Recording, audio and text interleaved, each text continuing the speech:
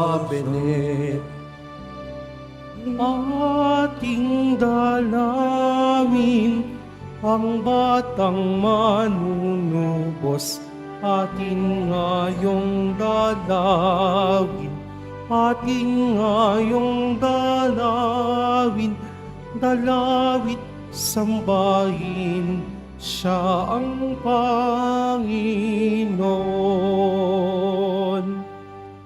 Sa ngalan ng Ama at ng Anak at ng Espiritu Santo, Amen. sumainyo ang Panginoon. At sumaiyo rin. Mga kapatid kay Kristo, sa araw na ito ay ating ipinagdiriwang ang kapistahan ni San Esteban. Aminin po natin ang ating mga kasalanan upang tayo'y maging marapat gumanap sa banal na pagdiriwang. Inaamin ko sa makapangyarihang Diyos. At sa inyo mga kapatid, nalubha akong nagkasala sa isip, sa salita, sa gawa, at sa aking pagkukulang. Kaya isinasamo ko sa mahal na Birheng Maria, sa lahat ng mga anghel at mga banal, at sa inyo, mga kapatid, na ako'y ipanalangin sa Panginoong ating Diyos. Kaawaan tayo ng makapangyarihang Diyos. Patawarin tayo sa ating mga kasalanan at patnubayan tayo sa buhay na walang hanggan. Amen. Panginoon, kaawaan mo kami. Panginoon, kaawaan mo kami. Kristo, kaawaan mo kami. Kristo, kaawaan mo kami. Panginoon, kaawaan mo kami. Panginoon, kaawaan mo kami.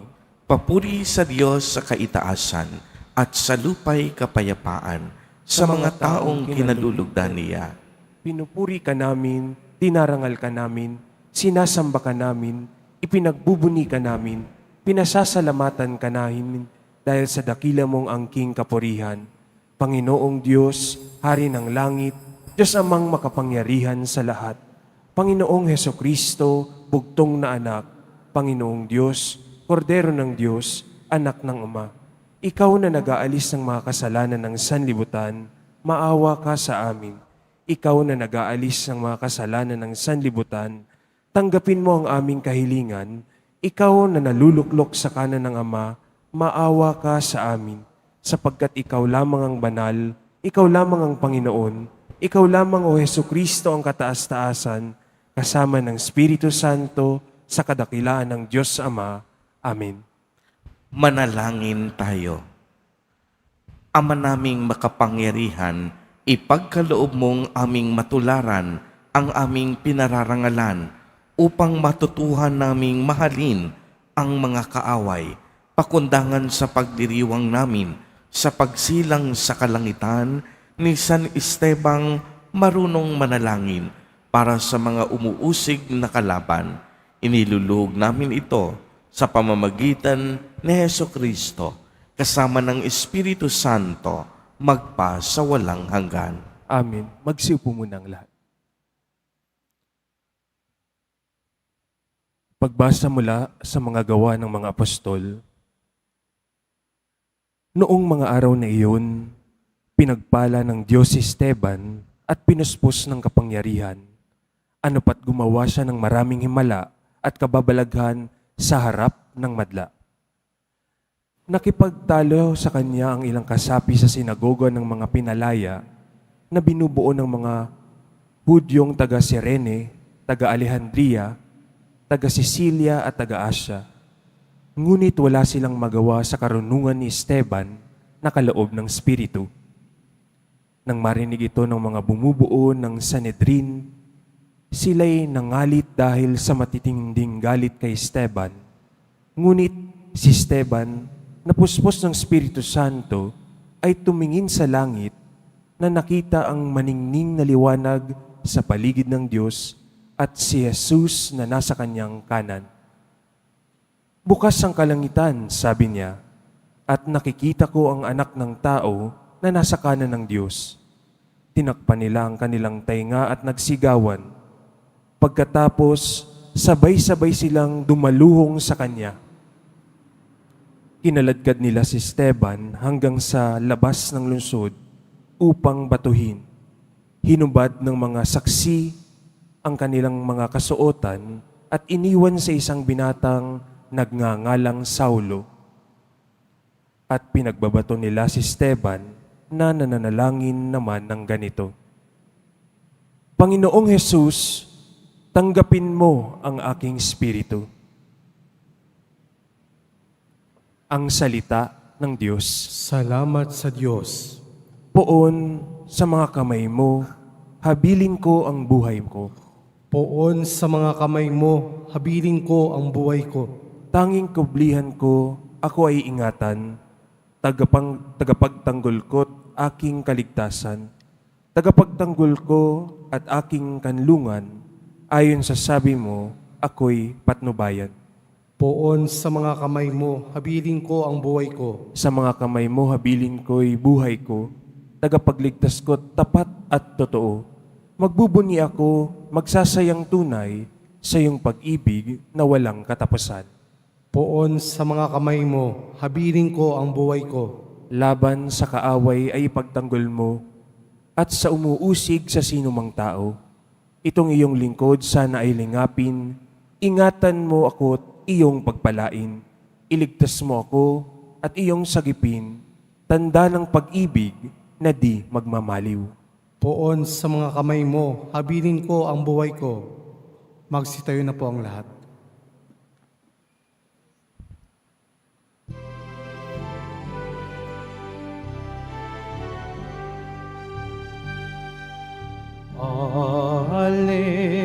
Alleluia,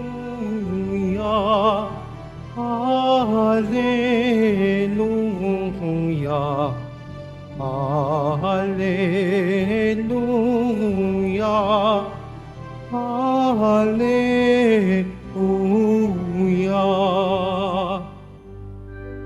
Sa Diyos nagdiwanag tayo, ang pinagpalang totoo, sa ngalan niya'y naparito.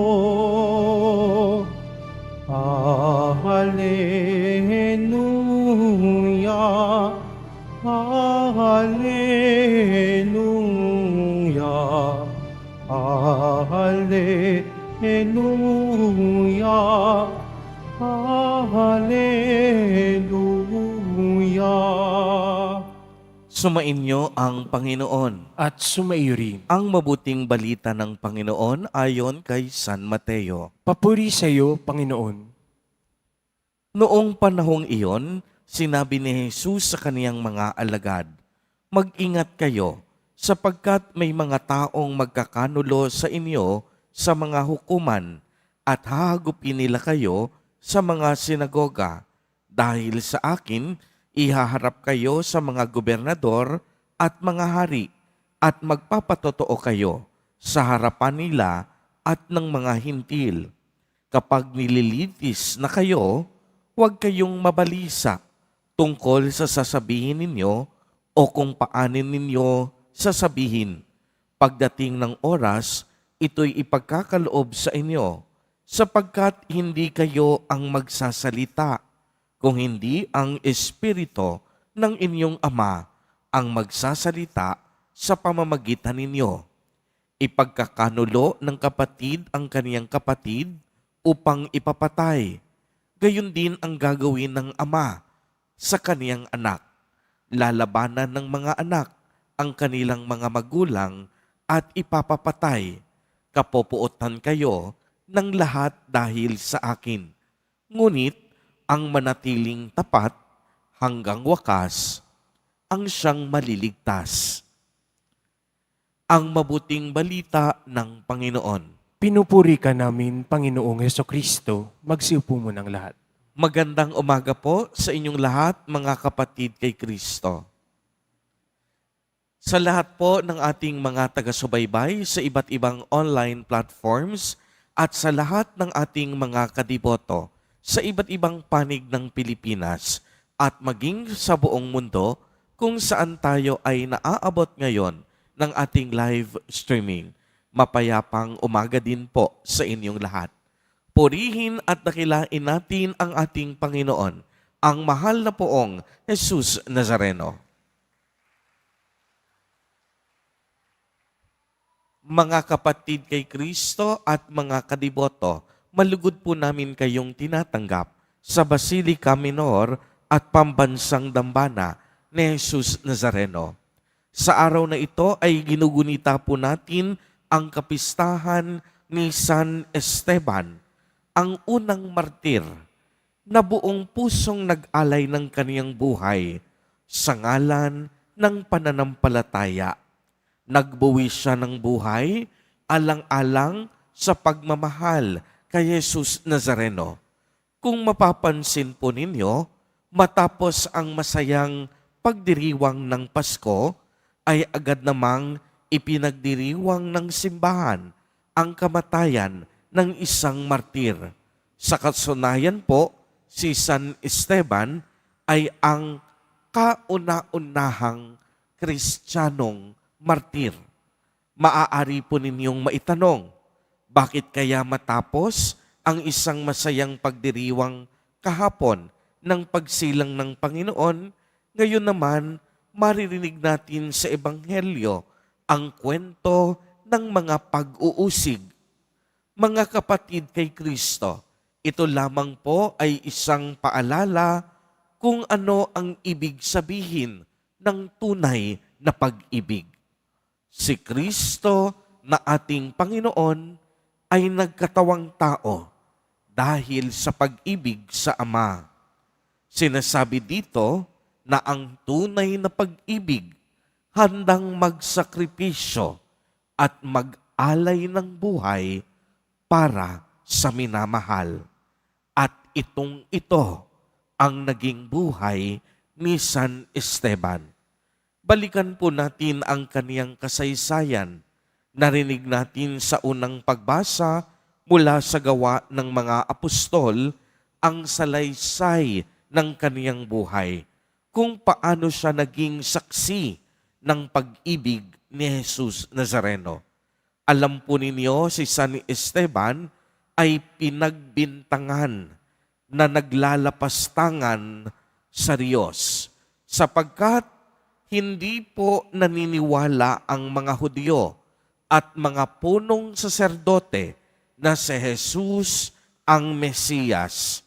Naghihintay sila ng isang haring nakaupo sa trono, nakaluklok sa malaking palasyo, puno ng ginto at mga utusan. Kaya ano po ang ginawa ni San Esteban? Tumingala siya sa langit at sinabing nakita niya si Jesus Nazareno, anak ng tao, sa kanan ng Diyos Ama. Dahil dito, siya ay hinatulan at siya po ay pinagbabato hanggang bawian siya ng buhay at mamatay.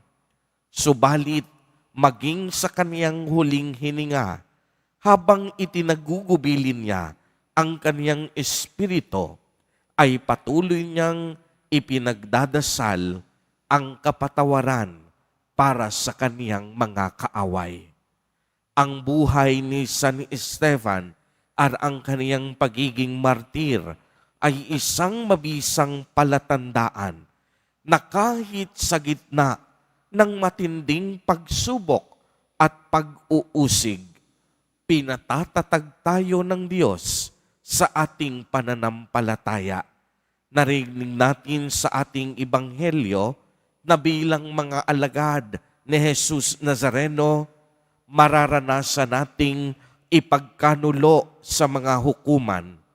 Hahagupitin tayo, lilitisin tayo, kapopuotan tayo ng ating kapatid at magulang. Subalit anong sabi ng Panginoon? Huwag kayong matakot. Kung sakaling dumating ito, hindi tayo ang magsasalita, kung hindi ang Espiritu ng Ama ang magsasalita, sapagkat ang mananatiling tapat hanggang wakas ang siyang maliligtas. Mga kapatid kay Kristo, sa pagsilang ng ating manunubos, inaalala natin ang katapatan ng Diyos sa kaniyang bayan. Kinalaunan, ang pagsilang na ito ni Jesus Nazareno ay hahantong sa tunay na pag-aalay ng buhay. At ito ang magiging dakilang tanda ng kaligtasan ng sangkatauhan. Ito ang magiging tanda kung ano ang kahulugan ng tunay na pagmamahal. Ang ipinanganak na Mesiyas sa sabsaban ay magiging tagapagligtas ng mga makasalanan. Ito ang ibig sabihin ng pag-ibig, ang mag-alay ng buhay para sa minamahal. Amen. Purihin at dakilain natin ang ating Panginoon, ang mahal na poong Jesus Nazareno. Magsitayo po ang lahat.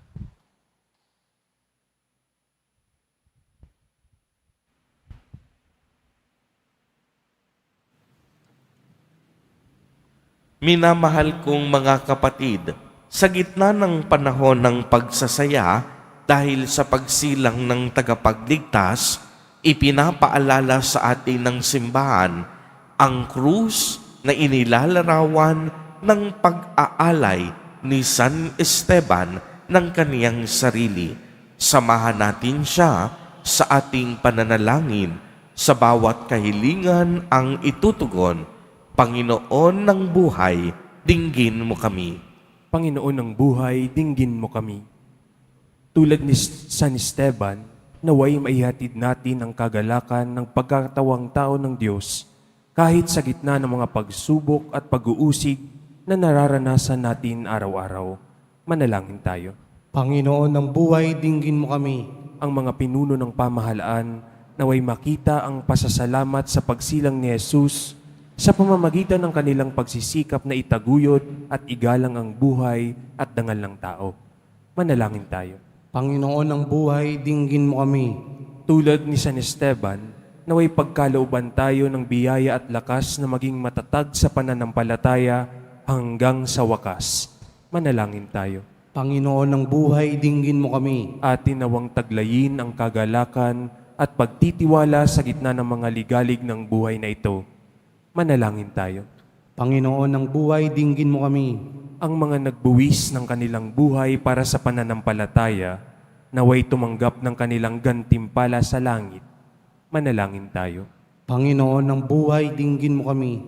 Isama po natin sa ating mga panalangin ang mga kapatid at kadiboto natin na nagdiriwang ng kanilang kaarawan sa araw na ito. Ang mga mag-asawang nagdiriwang ng anibersaryo ng kanilang mga kasal. Ang mga kapatid at kamag-anak natin na may sakit at may malubhang karamdaman. Gayon din ang mga pamilyang nagugutom at walang makain. Naway ingatan, patnubayan at basbasan silang lagi ni Jesus Nazareno. Manalangin tayo. Panginoon ng buhay, dinggin mo kami. Ama ng kaluwalhatian at kapangyarihan, sa pamamagitan ng mga panalangin ni San Esteban, ipagkaloob mo nawa ang mga kahilingang idinulog namin sa iyo sa pamamagitan ni Kristo na aming Panginoon. Amen. Magsiupo mo ng lahat.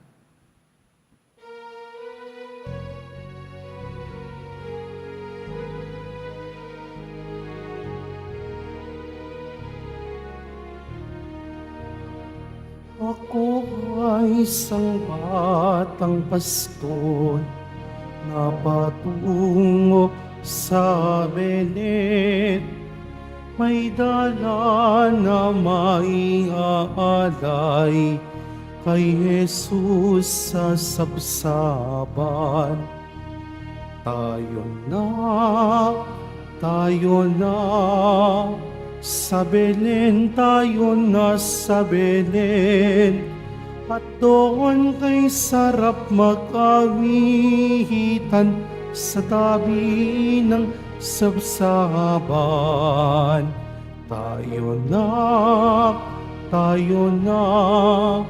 sa Belen, tayo na sa Belen. At doon kay sarap magawitan sa tabi ng sabsaban. Manalangin kayo mga kapatid upang ang paghahain natin ay kalugdan ng Diyos amang makapangyarihan.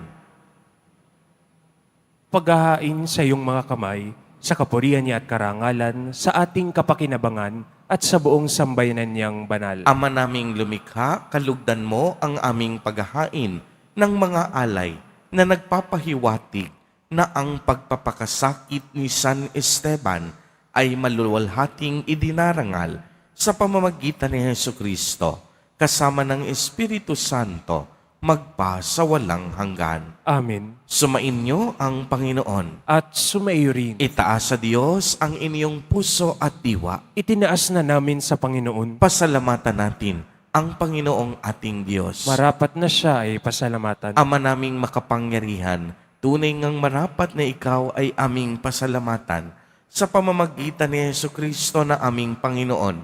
Ang anak mong hindi naiiba sa amin ay siyang pumawi sa dilim. Kaya ngayon ikaw ang aming nababanaagan. Ang anak mong hindi naiiba sa iyo ay siyang iisang salita mo. Sa katauhan niya, ang iyong sarili aming nakikita. Sa pamamagitan niya, ang iyong pag-ibig ay kahali-halina. Kahit ikaw ay lingid sa aming mata, kaya kaisa ng mga anghel na nagsisiawit ng papuri sa iyo. Nang walang humpay sa kalangitan, kami nagbubunyi sa iyong kadakilaan. Santo, Santo, Santo, Panginoong Diyos ng mga hukbo, napupuno ang langit at lupa ng kadakilaan mo, o sana sa kaitaasan. Pinagpala ang naparirito sa ngalan ng Panginoon, o sana sa kaitaasan. Magsiluhod po ang lahat. Ama naming banal, ikaw ang bukal ng tanang kabanalan.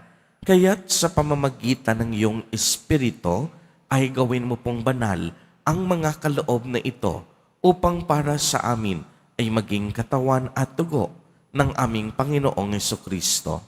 Bago niya pinagtiisang kusang loob na maging handog, hinawakan niya ang tinapay, pinasalamatan kaniya, pinagati-hati niya iyon, iniabot sa kaniyang mga alagad at sinabi, tanggapin ninyong lahat ito at kanin.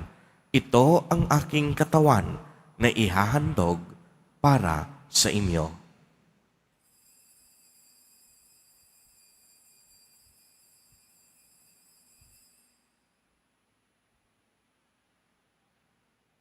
Gayon din naman noong matapos ang hapunan, hinawakan niya ang kalis. Muli kanyang pinasalamatan. Iniabot niya ang kalis sa kaniyang mga alagad at sinabi, tanggapin ninyong lahat ito at inumin. Ito ang kalis ng aking dugo, ng bago at walang hanggang tipan, ang aking dugo na ibubuhos para sa inyo at para sa lahat sa ikapagpapatawad ng mga kasalanan. Gawin ninyo ito sa pag-alaala sa akin.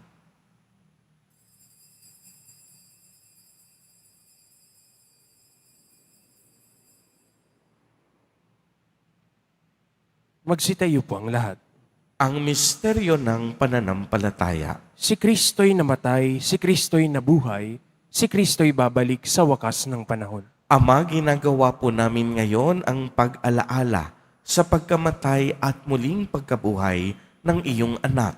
Kaya't iniaalay namin sa iyo ang tinapay na nagbibigay buhay at ang kalis na nagkakaloob ng kaligtasan. Kami po'y nagpapasalamat dahil kami iyong minarapat na tumayo sa harap mo para maglingkod sa iyo. Isinasamo namin na kaming magsasalo-salo sa katawan at dugo ni Kristo ay mabuklod sa pagkakaisa sa pamamagitan ng Espiritu Santo. Ama, lingapin mo ang iyong simbahang laganap sa buong daigdig.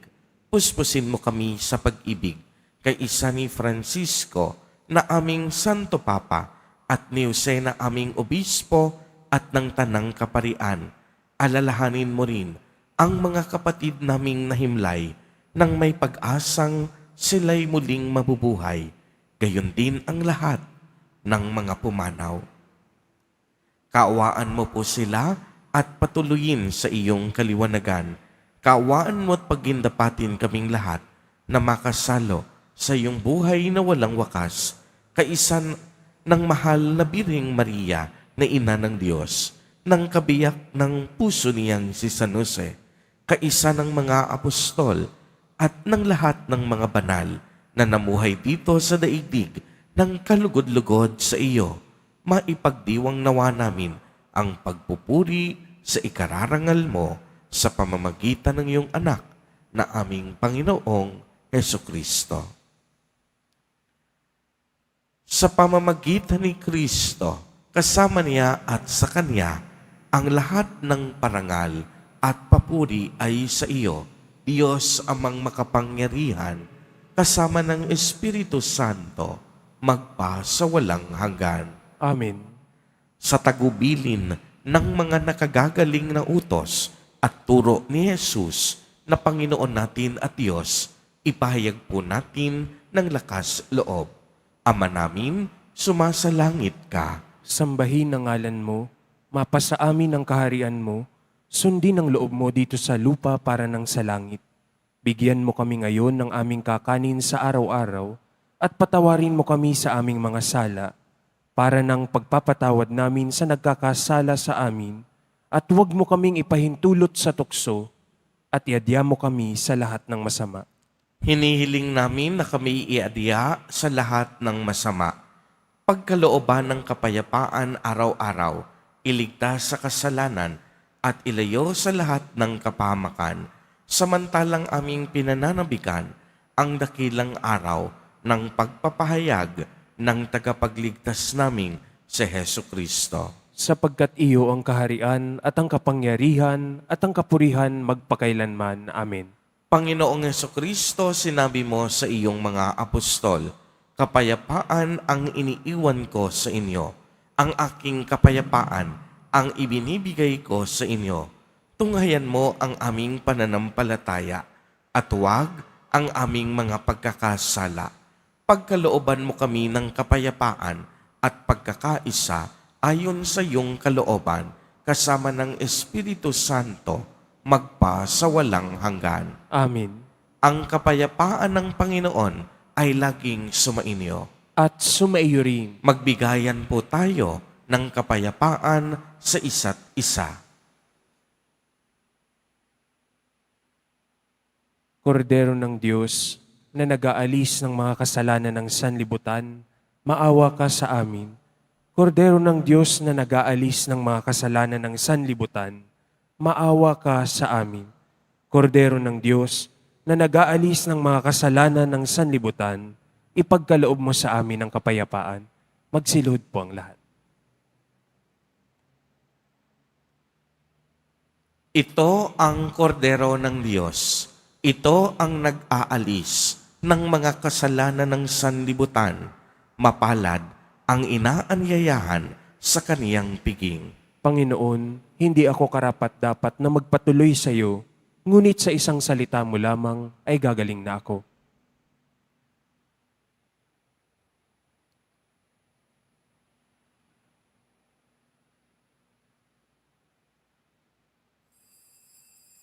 Para sa lahat ng tatanggap ng banal na komunyon, sasagot po tayo ng amen pagkasabi ng pari o ng lay minister ng katawan ni Kristo at isubo agad sa bibig bago umalis sa harapan ng pari o lay minister. Sumunod po tayo.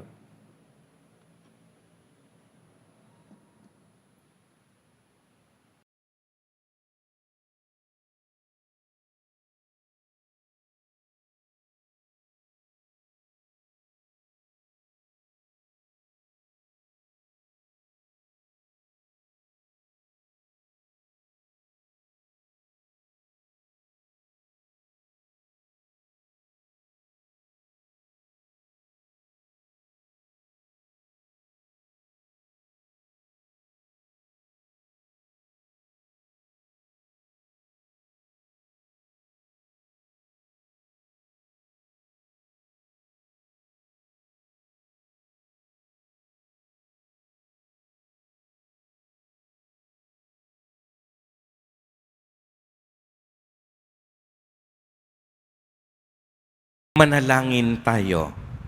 Ama naming mapagmahal, kaming nagpapasalamat sa napakarami mong bigay sa aming mga inililigtas mo, pakundangan sa Pasko ng pagsilang at pinaliligaya mo sa kapistahan ng martir na si San Esteban sa pamamagitan ni Jesucristo kasama ng Espiritu Santo magpa sa walang hanggan. Amen. Sumainyo ang Panginoon. At sumaiyo rin. Mahal na poong Jesus Nazareno, inihayag mo sa pamamagitan ng krus ang walang maliw na pag-ibig ng Diyos sa sangkatauhan. Pakinggan mo ang kahilingan lalo na para sa mga nangangailangan ng iyong tulong at awa. Makamtanawa namin ang iyong kasagutan na may utang na loob na tinatanaw.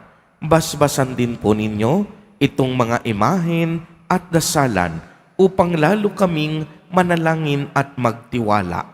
Sa pamamagitan ng bendisyon na ito, naway lalo kaming maging mapaglingkod, masunurin at tapat sa iyo na aming maluwalhating Panginoon magpa sa walang hanggan. Amen. At pagpalain po kayong lahat at ng inyong buong pamilya ng makapangyarihang Diyos, Ama, Anak, at Espiritu Santo. Amen. Humayo kayong taglay ang pag-ibig at kapayapaan ng poong Jesus Nazareno. Salamat sa Diyos.